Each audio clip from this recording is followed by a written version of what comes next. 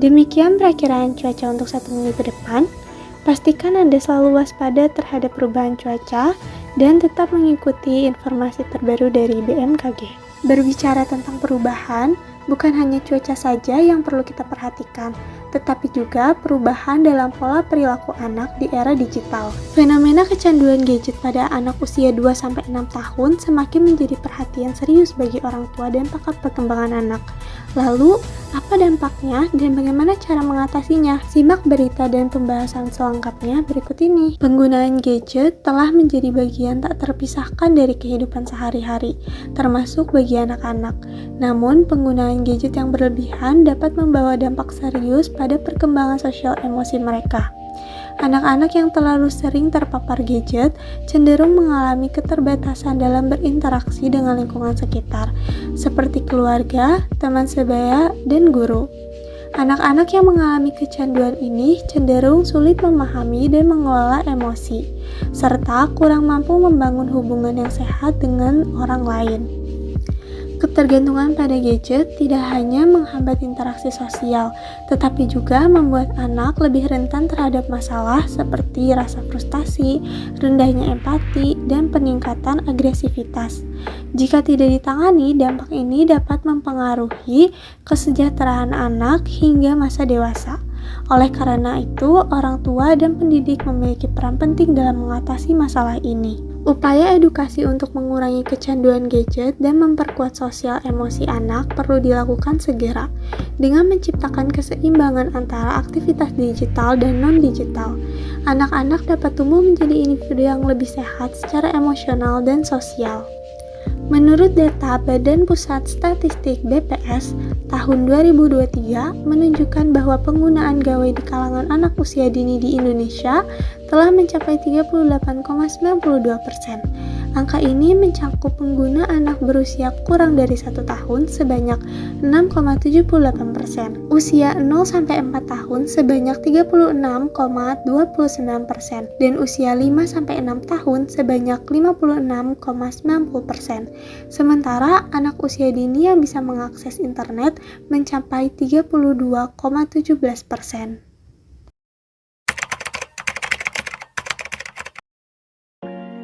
Screen time menurut World Health Organization atau WHO. Menurut WHO, dalam pedoman screen time bagi anak di bawah 1 tahun dan usia 1-2 tahun tidak direkomendasikan untuk diberikan screen time. Sedangkan untuk anak-anak usia 3-4 tahun diperbolehkan memiliki screen time namun tidak lebih dari 1 jam per hari, tentunya dengan pengawasan orang tua atau pengasuh anak. Dilansir dari The Asian Parents, beberapa tips yang dapat dilakukan untuk membatasi screen time pada anak diantaranya: 1. Terapkan aturan durasi main gawai kepada anak sesuai usianya.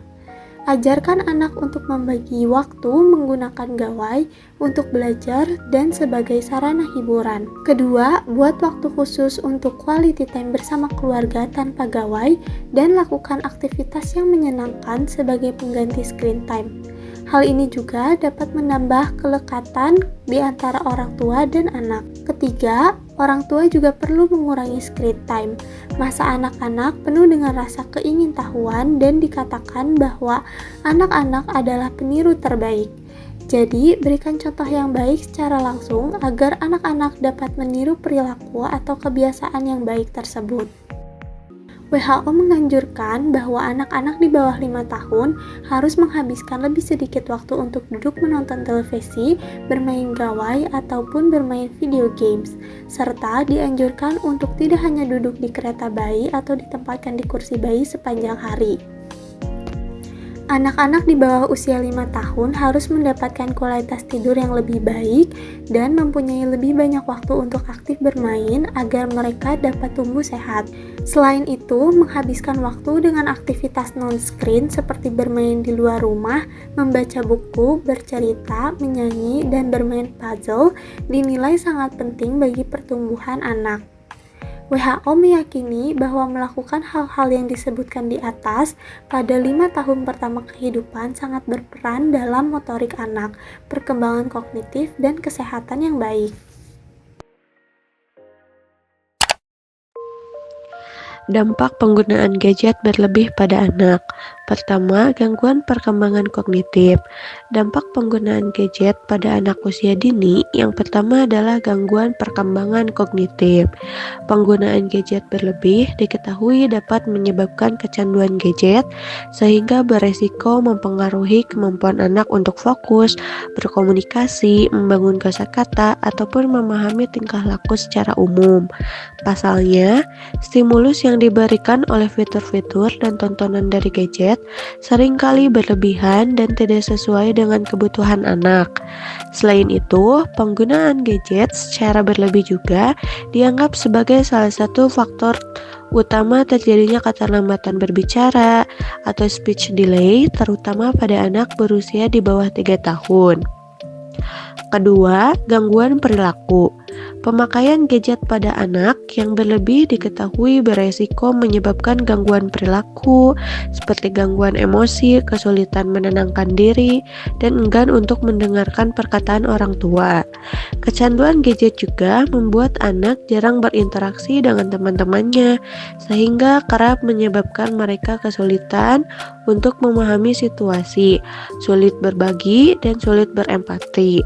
Bahkan, anak yang lebih banyak menghabiskan waktunya untuk bermain gadget memiliki resiko yang lebih tinggi mengalami attention deficit hyperactivity disorder atau ADHD.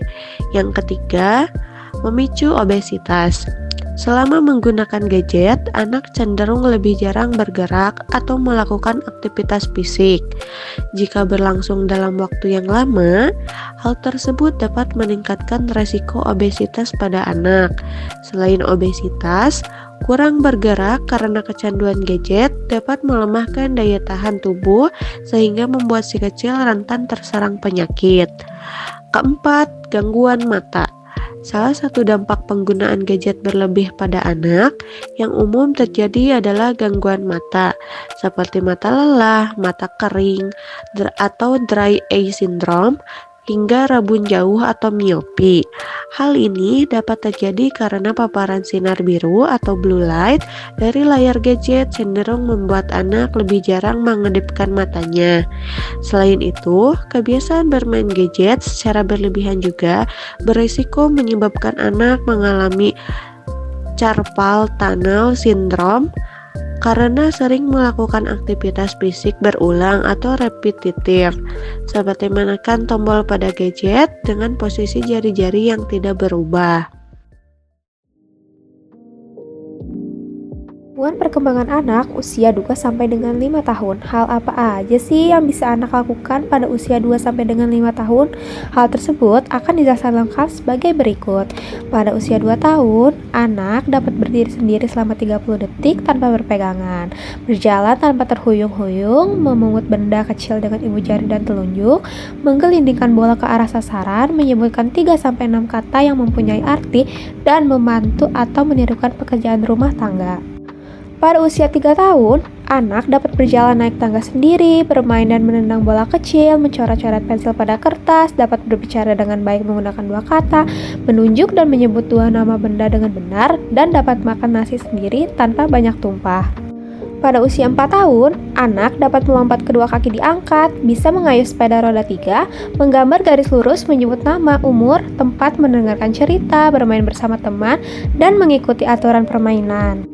Pada anak usia 5 tahun, anak bisa menari, mengancing baju atau mengancing pakaian boneka, menyebutkan nama lengkap tanpa dibantu, senang menyebut kata-kata baru, bisa menyebut nama-nama hari, dan bisa berpakaian sendiri tanpa dibantu. Perkembangan anak usia 2-6 tahun meliputi 3 aspek utama loh. Yang pertama ada fisik, kognitif, dan sosio-emosi. Pada aspek sosio-emosi, anak-anak ini mulai belajar mengelola emosi dan membangun keterampilan sosial yang sangat dipengaruhi oleh pola asuh dan lingkungan mereka. Secara sosial, Anak-anak usia dini mulai belajar berinteraksi dengan lingkungan sekitar mereka, baik dengan teman sebaya maupun orang dewasa. Pada tahap ini, keterampilan sosial seperti berbagi, bekerja sama, dan saling menghargai mulai terbentuk. Melalui dukungan sosial yang tepat dari keluarga dan lingkungan sekolah, anak-anak dapat mengembangkan kemampuan berinteraksi dengan cara yang positif dan responsif.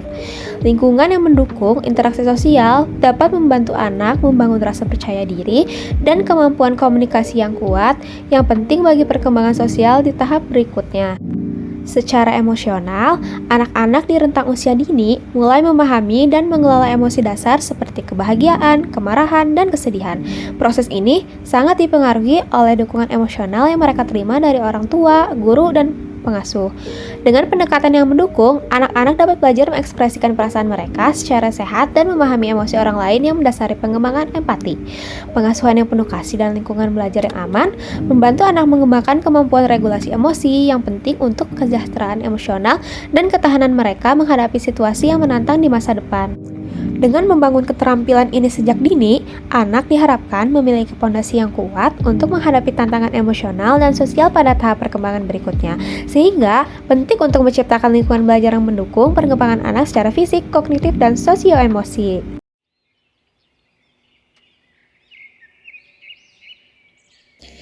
Aktivitas stimulasi antara anak dan ibu sangat penting untuk perkembangan anak.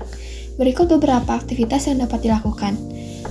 Pertama, bermain bersama. Melibatkan anak dalam permainan seperti petak umpet atau bola untuk meningkatkan keterampilan motorik dan koordinasi. Kedua, berkreasi.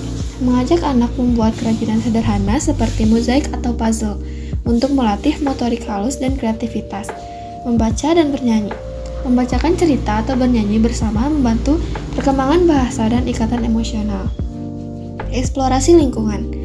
Mengajak anak mengamati alam sekitar untuk merangsang rasa ingin tahu dan pemahaman. Kegiatan sehari-hari.